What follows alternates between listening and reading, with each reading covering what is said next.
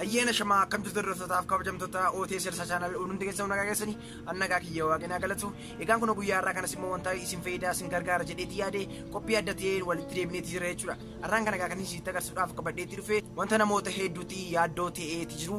Namoonni hedduun karaa keessaa kan nagaafatan keessumatti ijoolleef shamarraniif wanta fayyadudha jechuudha. Wanti kuni egaan namoota kamiif iyyuu ni fayyada. Wanti kuni dirqama barachuutii qabna akkasumas immoo beekuu qabna jechuudha. Wanta kana innis maal yoo jettanii kaameraa gaa yeroo baay'ee namoonni dhoksuudhaani iccitii keenya yennaa isaan itti ilaalantu ni jira jechuudha.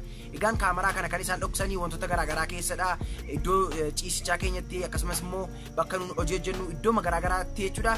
Bakka iccitiin jira jedhanii shakkan itti kaameraa dhoksuudhaan namoonni yennaa isaan itti nu ilaalantu jira jechuudha. Kanaaf egaa namoonni kaameraa dhoksanii yemmuu isaan nu ilaalan sana nuun ofirratti hin beeknu jechuudha. Kanaaf egaa guyyaa irraa kana wanti isiniif qabadheetti dhufe namoonni yoo kaameraa dhoksanii nu hordofaa jiraatanii bakka kaameraan sun dhokatee jiru akkamittiin beekna ergi beeknes immoo gaa wanta gochuu utii qabnu kanan isinitti mutaa jechuudha hordoftoota. Kanaaf egaa guyyaa irraa kana gaa namni kaameraa dhoksee yoo isin hordofaa jiraate akkaataa itti ofirratti beekuu itti dandeessan kan jedhu irratti viidiyoo adda ta'e isiniif qabadheetti dhufe. Kanaaf hanga xumuraatti waliin ta'uun viidiyoo kana daawwadhaan isiniin jenneen guyyaa irraa reefuu gara chaanalii kootti dhuftan yoo jiraattan immoo baga nagaan dhuftan anaa dhufuu isiniin jedheera. Ani maqaan kiyyaa Eersaayin jedhama jalarraa OTS kan jedhu chaanalii koodha. Chaanalii koo subscribe godhaa akkasumas immoo mallattoo bilbilaa kan fuulduraan jedhamu kaasuudhaan video isiniif gadhiisu hundi isaa kan ofiin isin qaqqabu godhadha. Family keenya taa walirraa barannan isiniin jedha. Egaani video isiniif gadhiisa kana immoo like gochuudhaan jajjabeessaa isiniin jecha.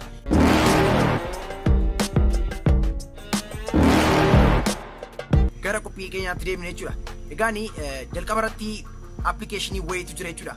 Egaan kaameraa dhokate tokko barbaaduudhaaf application wayitu jira. Application kanatti fayyadamtaniitu kaameraa dhokate sana barbaadachuutii ni dandeessu jechuudha. Egaan application kana salphaatti argachuutii ni dandeessu gara Play Store keessa deemuudhaan jechuudha. Kun akkuma screen irraa ilaalaa jirtan maqaan isaa Hide Camera Detector kan jedhamudha jechuudha. Egaan application kana Play Store keessan kan isiniif hin hojjenne yoo jiraatanii linkii isaa video kana jala isiniif kaa'ateen jira description jala waan argattaniif salphaatti achiin galtaniiti download godhachuutii ni dandeessu. Egaan jalqaba irratti wanti isin gochuutii qabdan application kanatti fayyadamuudhaaf jechuudha.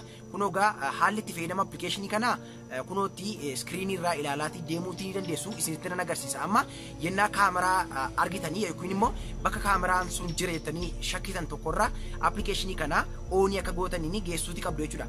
Saniin boodadha kan inni isiniif hojjetu jechuudha. Kanaaf jalqaba irratti maal goona jettanii of hin gaafatina. Wanti isin gochuutii qabdanii application kaameraa kana keessa akka seentaniin saniin booda oonii ni gootu jechuudha. Haala itti fayyadama isaa isinitti agarsiisaatiin deema screen irraa akka oonii gootaniin bakka kaameraan sun jira jettanii shakkitan iddoo kamiyyuu kilaasii keessa ciistan yookiin immoo iddoo ciisichaa keessan keessa deemtaniiti walii gadi kaameraa application sana walii gadi ni naanneessitu jechuudha. Saniin booda kaameraan jira jettanii shakkitan sun yoo jiraate wanti inni ta'u kun akkuma screen irraa agartanii ilaaluutii ni dandeessu jechuudha. Amma viidiyoo isaa isiniif bana kana ilaallee walitti deemna jechuudha.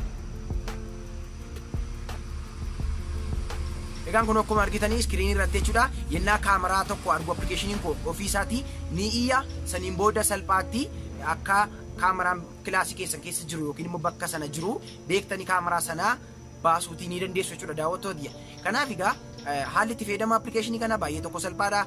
Play Store keessa deemtanii akka install godhataniin salphaatti keessanii seentu ergi keessa seentanii kunoo bifa kanaatiin jechuudha kan inni isiniif baasu ergi bifa kanaatiin isiniif baase jalqabarra kan jiru filannoo isa kana ni filattu jechuudha. Filannoo kanarraa akka filattaniin kunoo bifa kanaatiin isiniif barbaada gajjallaa kana yookiin immoo dhuma kanarraa akkuma argaa jirtanii wanti inni isiniif baasu ni jira jechuudha. Iddoo kanarratti no kaameraa yookiin yoo kaameraa detector yoo kan isiniin jedhu ta'e kaameraan dhokatee kilaasii keessa sana hin jiru jechuudha.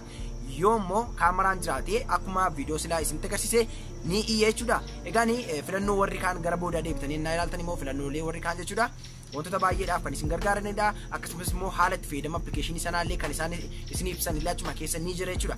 Kanaaf salphaatti bifa kanaatiin application kanatti fayyadamtu jechuudha hordoftoota. Uumaa waa tokko waan nama jannaqu tokko hin qabu application kun itti fayyadamni isaa baay'ee tokko salphaadha. Keessa seentanii bifa kanaatiin itti fayyadamuutii ni dandeessu jechuudha daawwattoota. Egaan guyyaa irraa kana namoota hedduutti kan dhiphinatee furmaata isiniif ta'eeti jira jedheeti yaada hordoftoota. Egaan komentii irratti yaada qabdan ammayyuu naa barreessaa. Ani yaada keessan hubachuu irraan kan ka'e viidiyoo isiniif hojjechuutii waan an danda'uuf jechuudha hordoftoota. Egaan yeroo taanu keessatti immoo qophii ajaa'ibaa kan biraadhaan deebinee gargaarutti immoo nagaan naaf turaa isinan jaalladhaa isinan kabajaa. Peace. Perfect, never looking back. I'ma keep myself on track, keep my head up, staying strong, always moving on. Feel I don't belong, tell my thoughts to move along, push myself.